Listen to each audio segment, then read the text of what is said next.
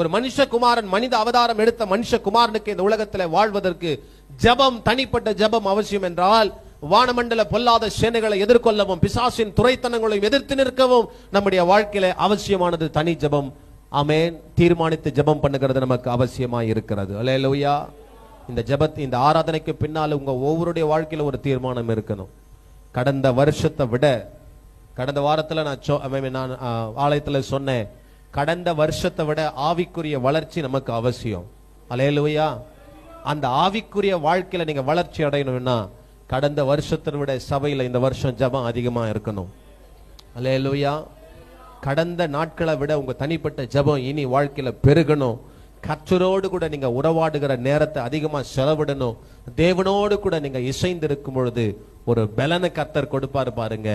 அந்த ஜெபத்தின் மூலமா நீங்களே தீர்மானம் பண்ணலாம். ஆமென். அல்லேலூயா.